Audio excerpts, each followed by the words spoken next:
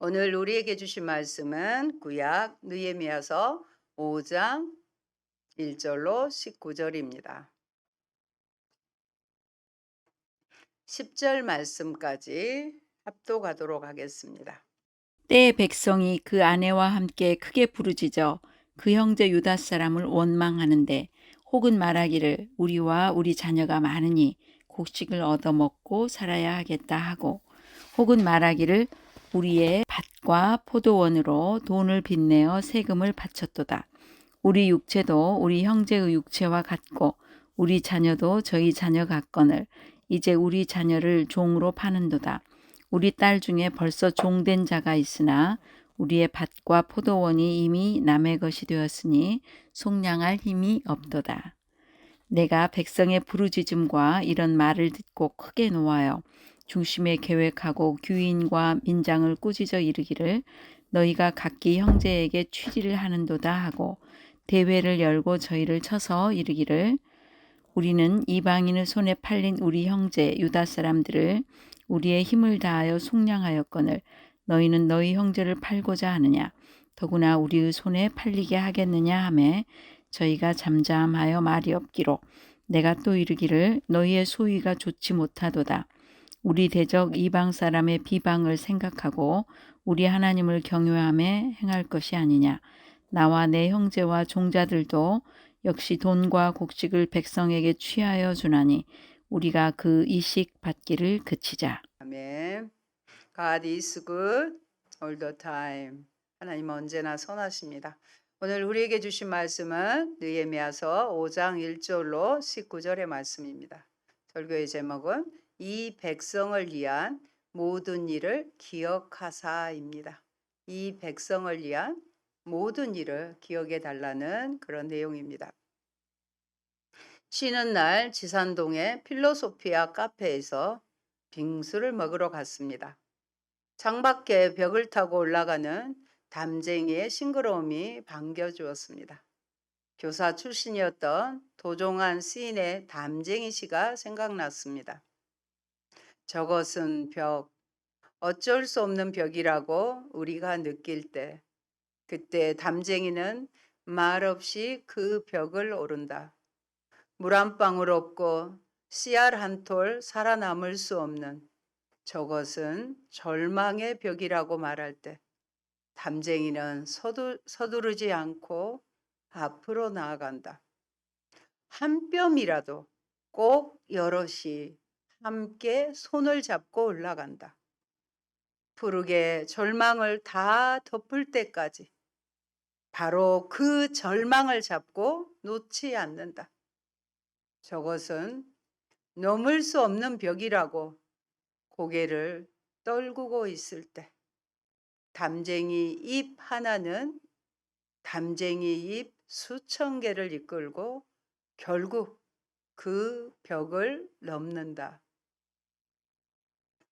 여러분의 삶에서도 담쟁이 같은 끈질김으로 앞에 놓인 벽들을 다 넘으시길 바랍니다. 위대한 복음 전도자였으며 설교자였던 찰스 피니 목사님은 신앙 부흥의 운동이 중단되는 것은 밖에서의 원인 때문이 아니고 내부의 불화에 기인하는 것이다. 적은 밖에만 있는 것이 아니고 때로는 우리 안에 있는 것이다 라고 말했습니다. 성벽 재건 공사를 행하고 있는 유대인들 사이에 갈등과 대립과 불화가 일어나게 되었습니다. 성벽을 쌓는 가난한 사람들 사이에 불평이 생기기 시작한 것입니다. 공사를 하던 가난한 사람들은 먹을 것이 없으므로 공사 현장을 떠나 어디에선가 먹을 것을 구해야만 했습니다. 그들은 토지도 없어 그 땅을 저당 잡히고 양식을 빌릴 수도 없는 가난한 사람들입니다. 1절로 2절을 보면 그때의 백성들이 그들의 아내와 함께 크게 부르짖어 그들의 형제인 유다 사람들을 원망하는데 어떤 사람은 말하기를 우리와 우리 자녀가 많으니 양식을 얻어먹고 살아야 하겠다라고 했습니다. 또 어떤 사람들은 얼마 안 되는 농지를 소유하고 있었으나 이제 그 농지를 부자에게 저당 잡히고 당장 먹을 식량을 빌려와야 했습니다.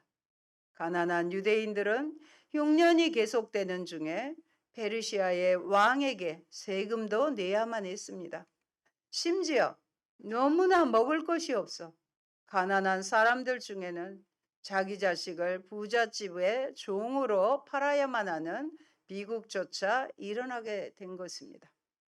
가난한 사람들의 이러한 부르짖음과 하소연에 귀를 기울여 듣던 느헤미야는 거룩한 분노를 가지게 되었습니다. 6절입니다. 내가 백성의 부르짖음과 이런 말을 듣고 크게 노하였다고 했습니다. 그러나 현대인들은 TV나 영상 매체 등을 통해 날마다 인간의 비극적인 사건에 노출되어 있기 때문에 모두가 동정심의 피곤함을 느낀다고 합니다. 그래서 불의와 부정부패를 바라보고서도 더 이상 분노를 느끼지 않는다는 것입니다. 무관심하거나 웃어버리거나 하지 어떠한 도덕적인 의로운 분노를 느끼지 않는다는 것입니다. 그러나 느헤미야는 사랑이나 양심의 피곤을 가지지 않았습니다. 그는 가난한 사람들이 부자들에게 빌린 돈의 이자를 갚기 위해 자녀를 팔아야 하고 땅과 밭을 다 빼앗기는 현실을 보고 거룩한 분노를 느꼈습니다. 역사는 거룩한 분노를 가진 사람들에 의해 변화가 일어나고 있습니다. 느헤미야가 가난한 사람들의 부르짖음을 듣고 왜 거룩한 분노를 가졌습니까? 그것은 백성들이 하나님께서 모세를 통해 주신 율법을 잊어버렸기 때문입니다. 율법은 하나님께서 이방 민족과는 다르게 거룩한 삶을 살라고 주셨습니다. 이웃과 더불어 사랑의 공동체, 신앙의 공동체를 이루며 살라고 주신 것입니다. 출애굽기 22장 25절로 26절의 말씀을 우리 함께 같이 살펴봅니다. 내가 만일 너와 함께 한 내 백성 중에서 가난한 자에게 돈을 구워주면 너는 그에게 채권자 같이 하지 말며 이자를 받지 말 것이며 내가 만일 이웃의 옷을 전당 잡거든 해가 지기 전에 그에게 돌려보내라. 너희가 가난하게 사는 나의 백성에게 돈을 구워주었으면 빚쟁이처럼 재촉하지 말고 이자를 받아서는 안 된다고 합니다. 또 이웃에게서 겉옷을 담보로 잡거든 해가 지기 전에 그에게 돌려주어야 합니다. 그가 그 옷이 이불도 되기 때문에 몸을 가리고 덮을 것이라고는 오직 그것뿐이다. 그가 나에게 부르짖으면 자애로운 나는 들어주지 않을 수 없다고 하셨습니다. 하나님께서는 가난하게 사는 사람들을 나의 백성이라고 강조하십니다. 무엇이라고요? 나의 백성이다. 가난한 사람에게 그래서 채권자처럼 행동하지 말아야 하며 빌려주되 이자 없이 빌려주라고 말씀하십니다. 잠언의 말씀 또 살펴봅니다. 19장 17절의 말씀입니다. 가난한 자를 불쌍히 여기는 것은 여호와께 구워드리는 것이니 그의 선행을 그에게 갚아주시리라. 하나님 앞에 꽂았어요. 하나님이 떼 잡수시겠습니까?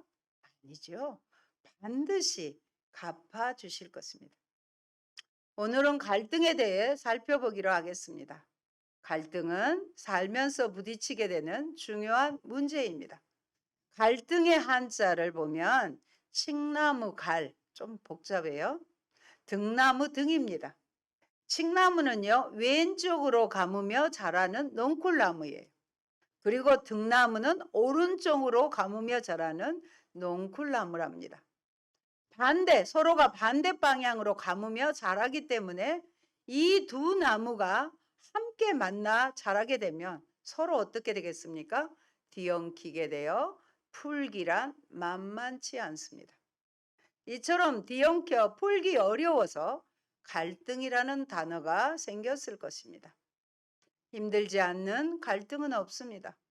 부부간의 갈등, 고부간의 갈등, 자녀와의 갈등, 직원 상사들과의 갈등 등 수많은 갈등이 우리를 에워싸고 있고 힘들게 합니다.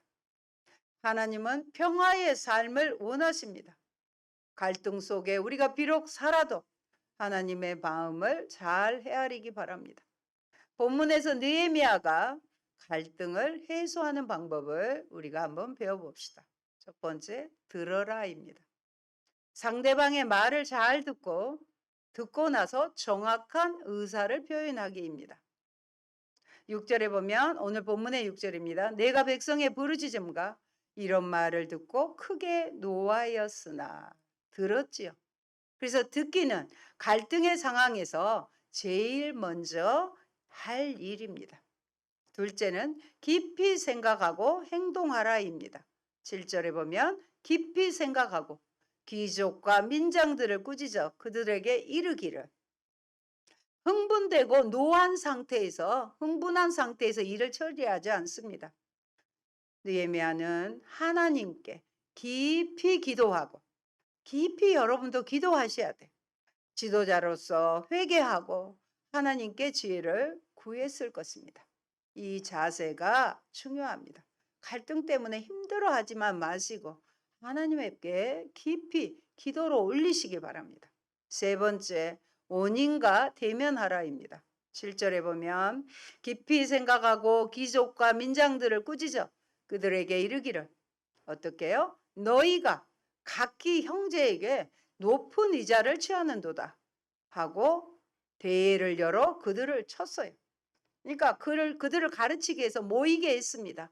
그리고 너희 형제에게 높은 이자를 취하는도다 하고 원인과 대면했죠. 깊이 생각하고는 하나님 앞에서 이 문제를 내어놓고 대화했다는 말입니다. 그는 감정을 폭발시키지 않고 하나님 앞에서 자기를 진정시키고 이 문제 해결을 위한 하늘의 지혜를 갈망했습니다. 늘 느헤미야는 어쨌습니까? 왕 앞에서도 잠깐 하늘을 주목하면서 하나님의 지혜를 구했지 않습니까? 이런 자세가 여러분이 습관화돼야 돼요. 하나님 지금 어떻게 말할까요?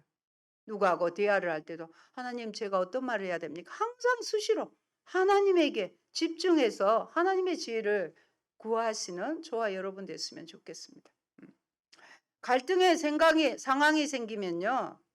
서로 배척하지 않고 무엇을 원하는지 알아내서 서로가 협력해서 만족할 수 있는 방법을 찾으려고 노력합니다.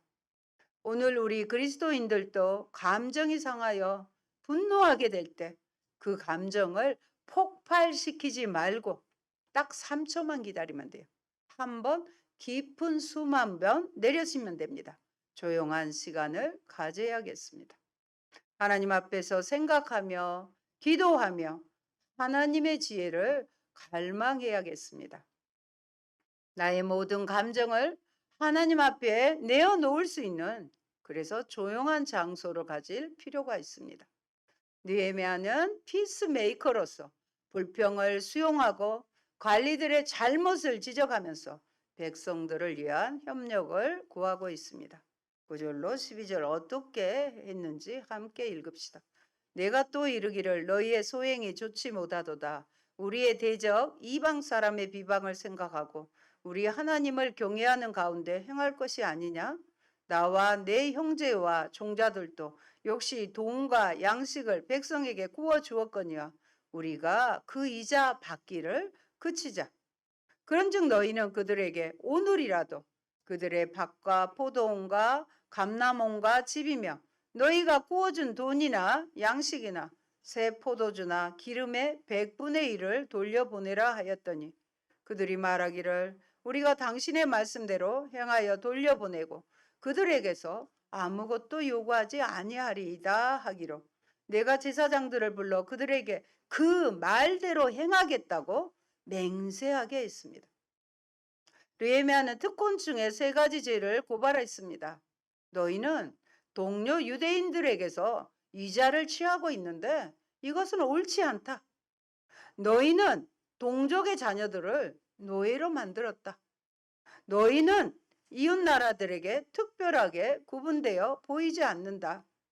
특별하게 다른 나라나 비슷하게 구분되어 보이지 않는다. 이것은 비극이라고 말을 했습니다. 갈등의 해결 방법 네 번째는 대안을 제시해야 합니다. 11절에 보면 그런즉 너희는 그들에게 오늘이라도 그들의 밭과 포도원과 감람원과 집이며 너희가 구워준 돈이나 양식이나 새 포도주나 기름의 100분의 1을 돌려보내라 하였더니 느헤미야는 분명하게 대안을 제시합니다. 그냥 협력하자 하면 흐지부지 됩니다. 느헤미야의 이런 갈등 해결을 위한 노력에 하나님께서 귀족들의 마음도 모두 움직여 주시는 기적이 일어났습니다. 느헤미야는 귀족과 관리들에게 행동 지침을 줍니다.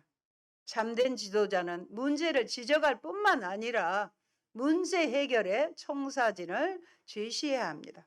어떻게요? 첫째, 이제는 이자 받기를 그치자.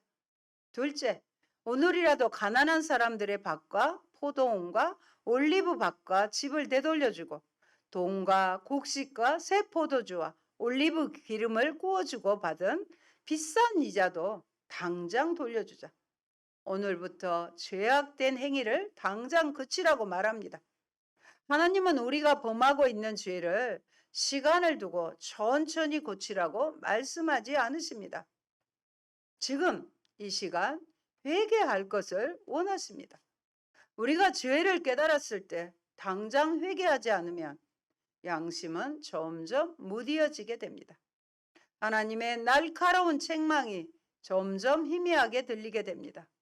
느헤미야는 지도자들에게 회개하며 그들의 행위를 오늘 이 시간 지금 시정할 것을 요청합니다.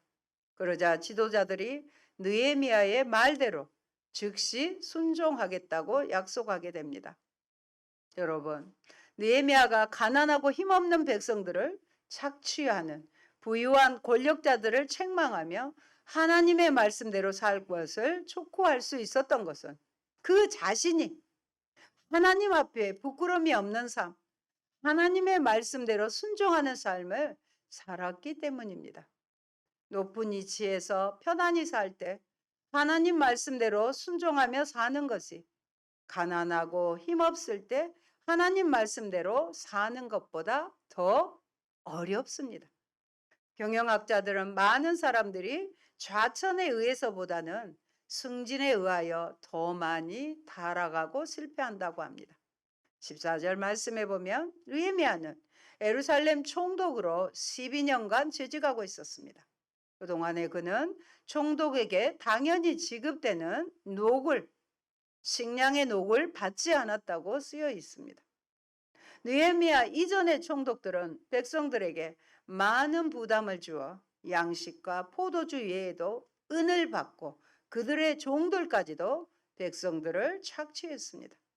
그런데 그는 하나님을 두려워하였기에 그렇게 하지 않았다고 했습니다.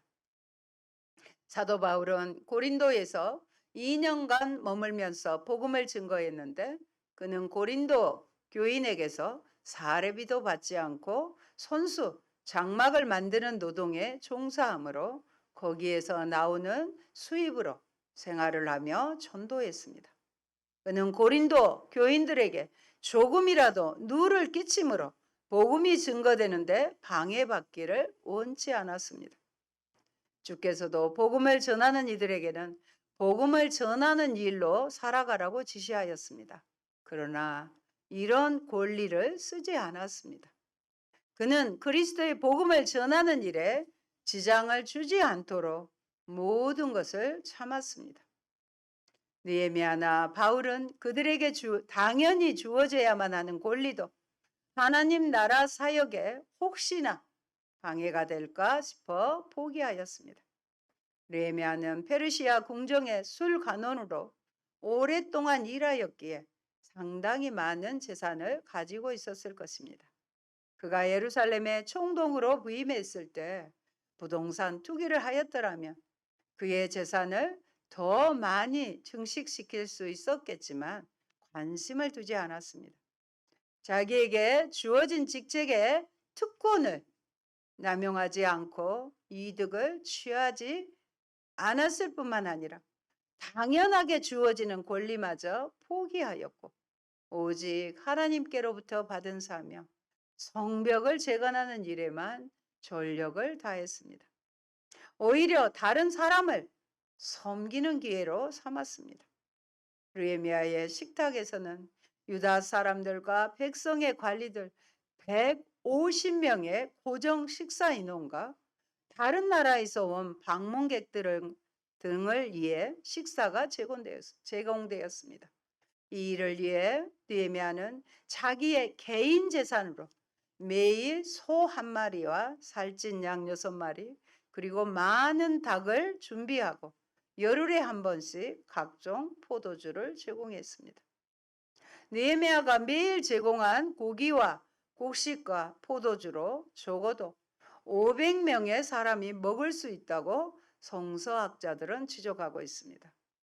느헤미야는 총독의 녹을 받지 않았을 뿐더러 하루에 500명이 먹을 수 있는 식량을 자기 개인 재산에서 제공하였습니다.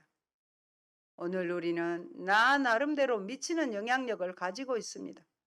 우리가 학교의 선생님이라면 많은 영향을 학생들에게 줄 수 있습니다. 내가 학교의 학생이라면 많은 영향을 친구들에게 줄 수 있습니다.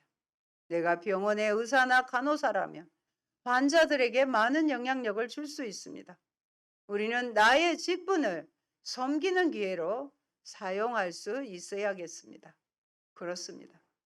우리가 어떠한 직책이나 직분을 가지고 있든지 간에 이 직책을 이웃을 섬기며 베풀 수 있는 기회로 사용해야겠습니다. 하나님께서 나에게 이 직분을 주신 것은 이 직분을 이용하여 이웃을 섬기고 베풀라는 것입니다. 인자가 온 것은 섬김을 받으려 함이 아니라 도리어 섬기려 하고 자기 목숨을 많은 사람의 대속물로 주려 함이니라. 아멘. 느헤미야는 하나님을 경외함으로 다른 총독들과 같이 행동하지 않았다고 스스로 고백하고 있습니다. 하나님을 사랑하고 경외하였으므로 하나님 말씀대로 순종하며 살았던 것입니다. 사도행전 10장 4절의 말씀도 살펴볼까요? 고넬료가 주목하여 보고 두려워 이르되 주여 무슨 일이니까? 천사가 이르되 내 기도와 구제가 하나님 앞에 상달되어 기억하신 바가 되었으니. 고넬료 아시죠? 고넬료는 이달리아 부대, 오늘날로 이탈리아입니다. 백부장으로 이방인이었지만 기도와 구제가 하나님 앞에 상달되어 기억하신 바 되었다는 소식을 천사로부터 듣습니다. 피지배국인 약자들에게 구제의 손길을 펴게 된 것입니다. 놀랍지요? 하나님은 베드로를 청하여 예수 그리스도의 복음에 대해 듣게 하시고 말씀을 드릴 때 고넬료 온 가족과 친척과 친구들이 성령의 세례를 받게 되는 복을 받습니다. 사랑하는 여러분, 느헤미야는 진실되게 경건하게 그리고 섬기는 삶을 살고자 하는 그의 심정을 기억해 달라고 오늘 본문 마지막에 하나님께 간구하고 있습니다. 우리도 이런 마음을 담아서 한번 같이 읽도록 하겠습니다. 내 하나님이여, 내가 이 백성을 위하여 행한 모든 일을 기억하사 내게 은혜를 베푸시옵소서. 하나님이여, 이 백성을 위하여 행한 이 모든 일, 지금까지 제가 소개했던 이 모든 일을 하나님이 기억하사 은혜를 베풀어 달라고 기도하고 있는 것입니다. 저와 여러분도 당당하게 하나님, 내가 이런 일을 행했으니 이 모든 일을 기억하사 은혜를 베푸소서 기도할 수 있겠습니까? 이런 당당함의 기도가 느헤미야서에 보면 3번 나옵니다. 나머지 2 말씀도 미리 살펴보도록 하겠습니다. 13장 14절의 말씀입니다. 같이 보십니다. 내 하나님이여, 이 일로 말미암아 나를 기억하옵소서. 내 하나님의 정과 그 모든 직무를 위하여 내가 행한 선한 일을 도말하지 마옵소서. 지워버리지 말라고 하는 것입니다. 13장 22절도 봅니다. 내가 또 레위 사람들에게 몸을 정결하게 하고 와서 속문을 지켜서 안식일을 거룩하게 하라 하였느니라. 내 하나님이여 나를 위하여 이 일도 기억하시옵고 주의 크신 은혜대로 나를 아끼시옵소서. 얼마나 놀랍습니까?